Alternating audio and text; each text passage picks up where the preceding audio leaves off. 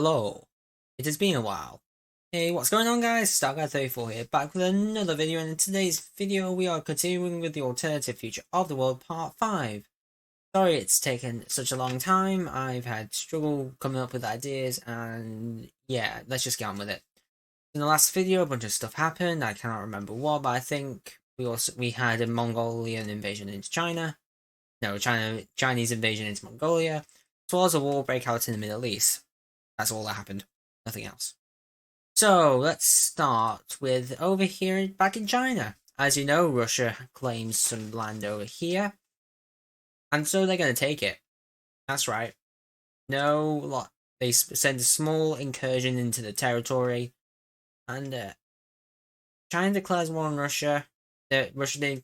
Oh, Siberia. I always Siberia. However, following this, we do see Japan join the war, even though they are not required to, they still do it because they want land. As does Tibet for some reason. I don't know why they're in the alliance, they just joined prematurely. So let's dive right into it.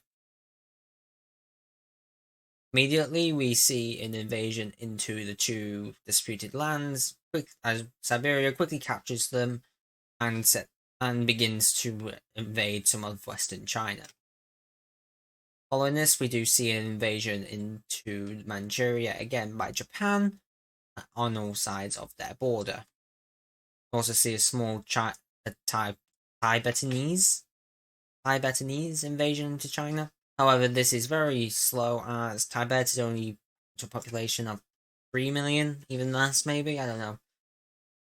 So, China's not doing so well. Oh wait, they are doing well. Just not up north. They are doing well by invading Indochina. The old French territory, or colony, whatever you want to call it. Right now it's under Japanese control, and China has an easy time going through this. I don't know why they're focusing down here and not defending up here. But I guess they think they can get some free land out of this war, as they cannot take on both Siberia and Japan at the same time, as is proven. Because they couldn't even defeat Japan alone in the first episode, so yeah. So with their invasion in the south, Russia launches an invasion to meet up with Japan over here in Manchuria and split it between them. They make their way across the Chinese countryside, and they slowly advance to meet up to cut off the whole north of Manchuria. However, we do see China manage to push back some of Russian troops over here in disputed lands. However, this is very small and not really work. However, this is small but effective against Siberia. We also see them push back Tibet as, yeah, they're not really doing that well. And Tibet and they even enter into Tibet itself, quickly capturing the north and making their way down here. However, the progress is very slow, as it's the Himalayas mountain range. We see the connection between Siberian and Japanese troops, and a small enclosure into the northern part of Manchuria until the part surrenders. However, we do see China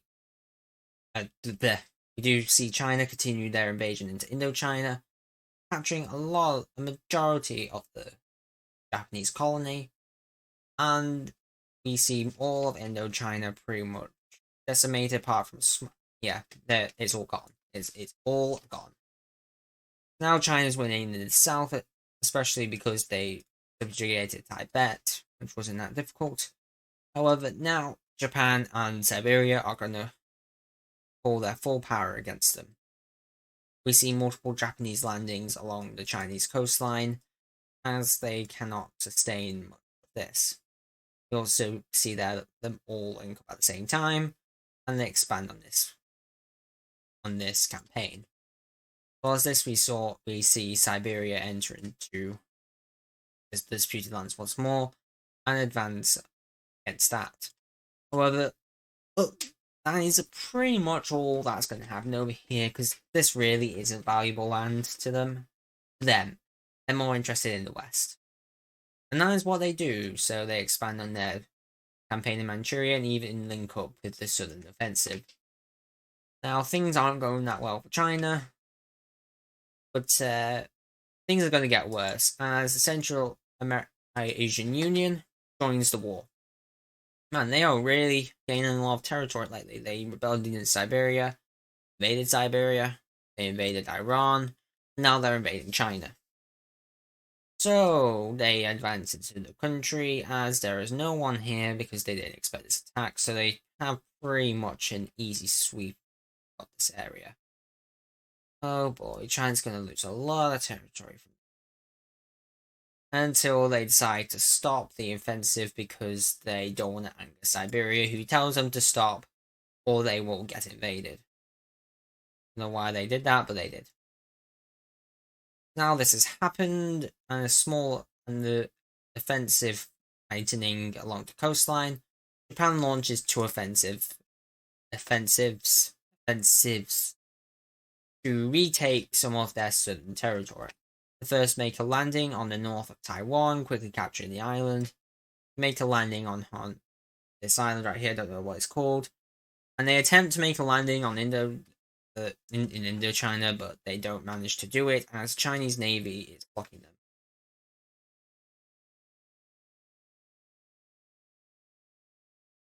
Now what? Well, things aren't really at a stalemate right now. Like, clashes are happening up here, but that is not leading to nowhere.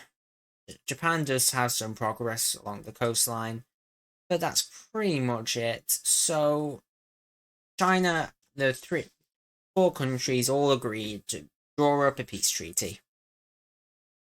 And I don't think Japan's going to. And it's going to be pretty. Well, we'll see. We'll see how treaty. Asia is very strange region right now, as Japan annexes most of the Chinese coastline apart from a small area down here, and that is basically it. China, they don't get they still keep these two islands right here.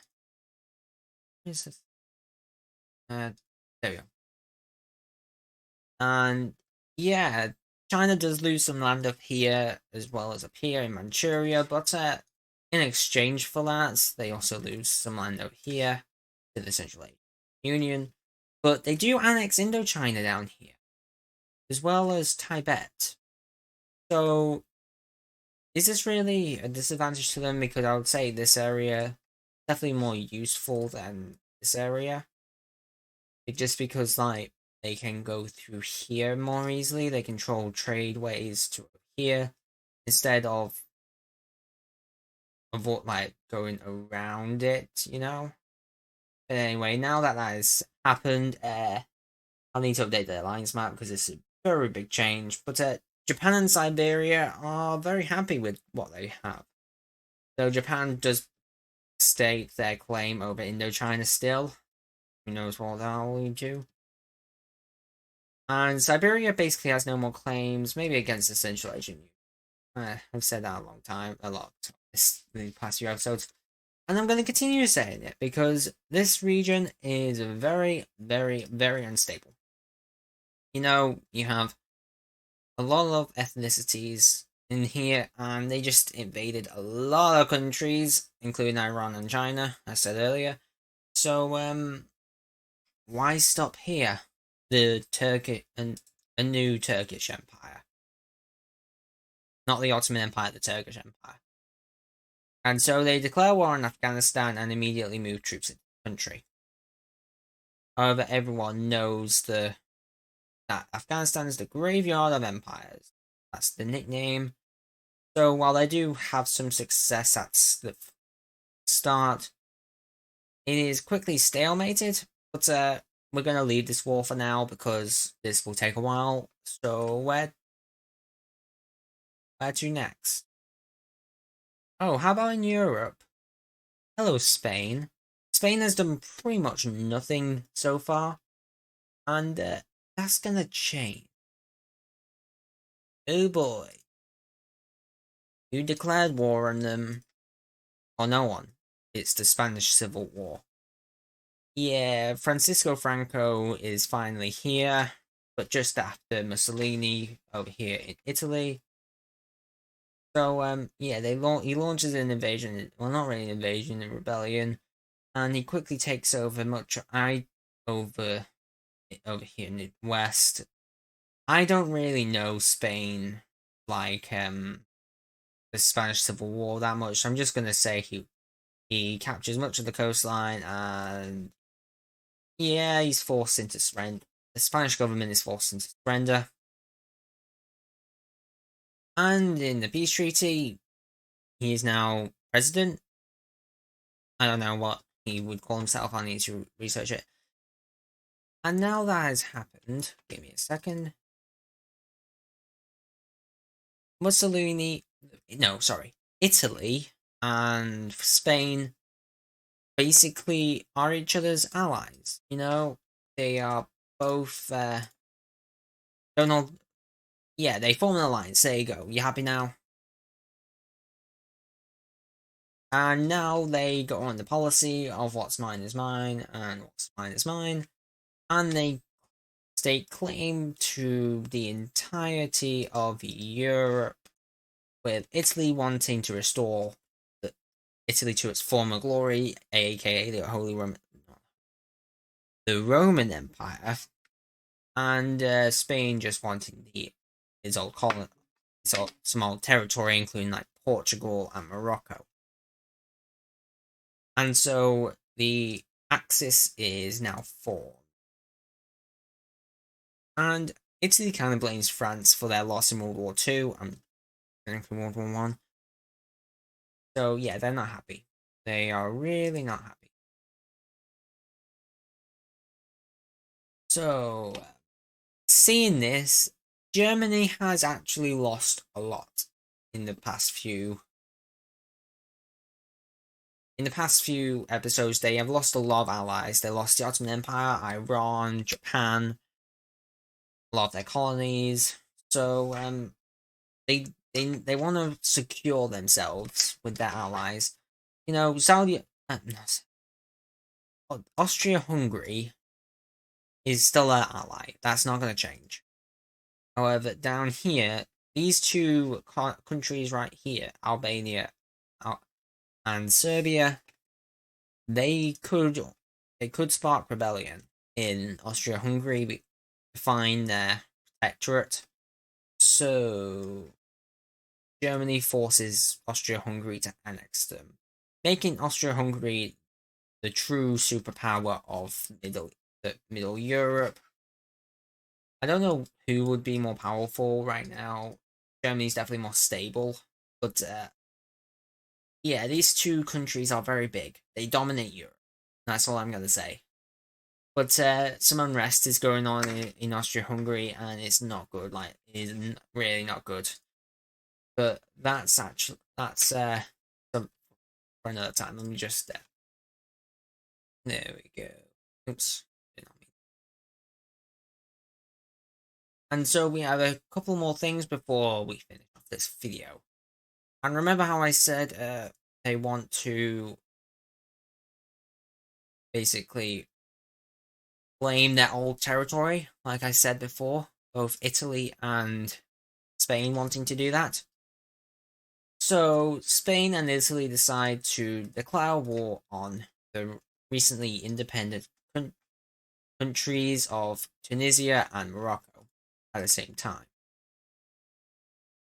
We immediately see troops from stationed in Libya walk into Tunisia easily, and they make their way along the coastline, as well as this a line is made from Sicily. We see Morocco put a bit more of a fight against Spain. However, this is quickly dealt with, but because Spain is more powerful than Morocco at this time, they're recently independent from France. But nevertheless, Spain focuses on the coastline, and they even forced their colony of Western Sahara to launch an invasion into the country, taking over some of the coastline. And with that, the coastline is captured on both countries, and after that, a few days later, they both surrender.